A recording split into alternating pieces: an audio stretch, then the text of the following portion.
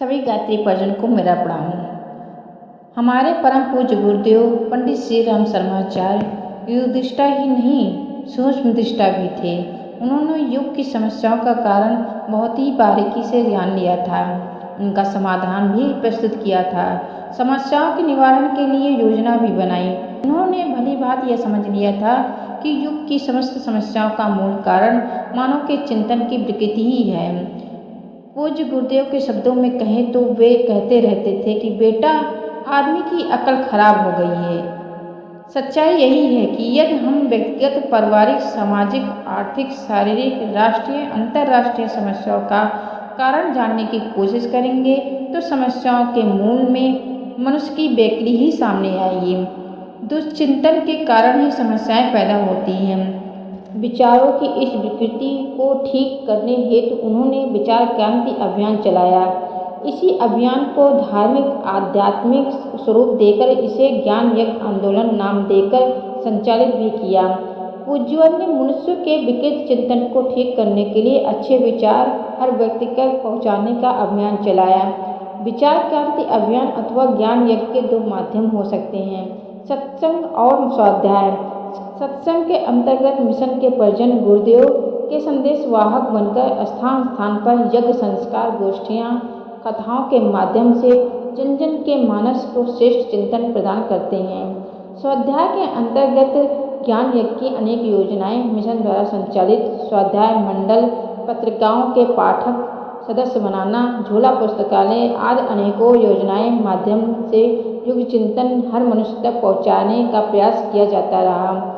युग ऋषि ने अपने कठोर तपस्या और उच्च स्तरीय साधना के दौरान जो चिंतन अपने इष्ट से प्राप्त किया उसे साहित्य के रूप में लिखना प्रारंभ किया।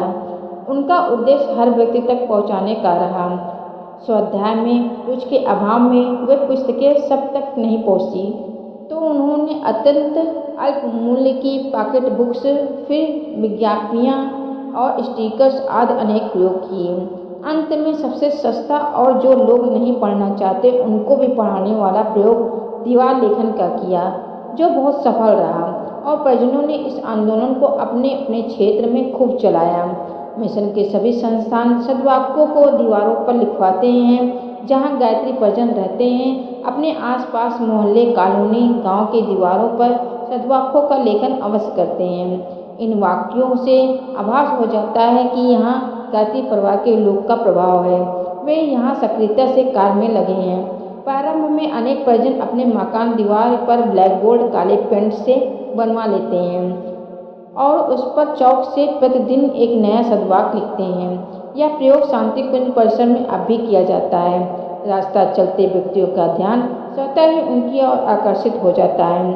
वे राहगीर को पढ़ने के लिए विवश कर देते हैं। जो पुस्तकें पढ़ने में रुचि नहीं लेते वे भी इन सद्वाक्यों को अवश्य पढ़ते हैं। जितनी बार वहाँ होकर निकलते हैं उतनी बार पढ़ते हैं। उन्हें मालूम है कि प्रतिदिन नया सद्वाक्य लिखा जाता है, अतः पहले से सोचकर चलते हैं कि देखें आज का चिंतन क्या होगा। ब्लैक बोर्ड के ऊपर हेडिंग में पेंट से आज का विचार या आज का चिंतन लिखा होता है।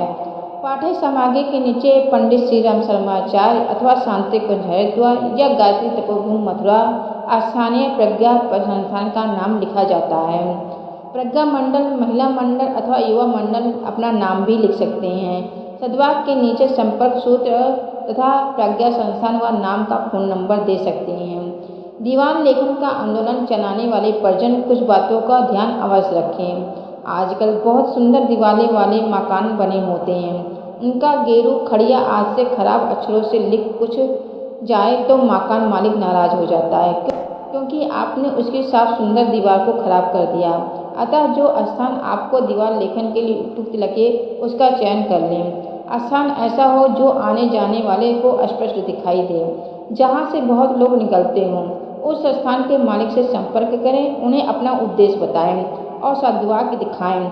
उनसे कहें कि हम आपकी दीवार पर बोर्ड उनसे कहें कि हम आपकी दीवार पर सुंदर वाक्य लिखना चाहते हैं। आपकी दीवार गंदी नहीं करेंगे। स्वीकृत मिलने पर उनकी पसंद का सद्वाक्य अपने सद्वाक्यों को चयन करने के लिए दें और अपनी मर्जी से जो वाक्य वो चुने उन्हीं को लिखें। गुरुदेव के लिखे वाक्यों में से कुछ न कुछ उन्हें जरूर पसंद आ जाएगा। हर व्यक्ति को गुरुदेव के कोई वाक्य तो अवश्य ही पसंद आएगा।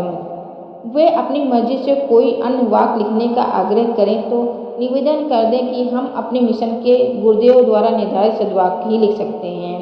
हर व्यक्ति को गुरुदेव का कोई न कोई वाक्य अवश्य ही पसंद आ जाएगा। अब सद्वाक्य को दीवार लेखन यथासंभव किसी पेंटर से करा सकें तो अच्छा रहेगा। दीवारों पर लिखे ये सद्वाक्य मार्ग से निकलने वाले हर व्यक्ति की नज़र पड़े, वे उसे पढ़ने को विवश हों। एक ही चिंतन जब बार बार मन में आता है तो उसका प्रभाव अवश्य होता है। अनेक व्यक्ति इन सद्वाक्यों से इतने प्रभावित होते हैं कि वे आपसे संपर्क भी कर सकते हैं। यह आपकी योग्यता और सद्भाव पर निर्भर करता है कि आप कैसा व्यवहार करके उसे अपनी तरफ आकर्षित कर सकते हैं। फिर उन्हें पत्रिका का सदस्य बनाएं और उन्हें यज्ञ आदि कार्यक्रमों में आमंत्रित करें। शांति कुंज अथवा गायत्री तपोवन अथवा किसी अनुष्ठान में उसे अवश्य भेजें। आत्मीयता और प्यार मिशन से न्यू की इस डोरी को पक्की बनाई जा सकती है। परिजन जो मिशन की विचारधारा को जन जन तक पहुँचाने में रुचि रखते हैं, विचारों की शक्ति का विज्ञान समझते हैं, इस आंदोलन को अवश्य चलाएं। अपने अंशदान का थोड़ा सा भाग दीवारों पर गुरुदेव के संदेश लिखवाने में व्यय कर सकते हैं। हर परिजन प्रत्येक माह 2 सद्वाक्य दीवारों पर लिखें और लिखवाएं तो ये क्षेत्र से सैकड़ों परिजन पूरे क्षेत्र में सदचिंतन से रंग देंगे। सद्वाक्य भद्दे हो जाएं तो उसी स्थान पर पुनः लिखकर उसे नया स्वरूप प्रदान करें। सद्वाक्यों की सूची के लिए एक लघु पुस्तक बोलती दीवारें मूल 4 रुपये प्रकाशित की गई हैं, इसे मंगा लें। दीवारों पर वाक्य बिल्कुल शुद्ध सही लिखें, उसमें कोई गलती नहीं रहनी चाहिए। आशा है कि परिजन पूज्यवर की इस योजना को हाथों हाथ लेंगे और अपने क्षेत्र को सद्वाक्यों से रंग देंगे। युग ऋषि पंडित श्री राम शर्मा आचार्य।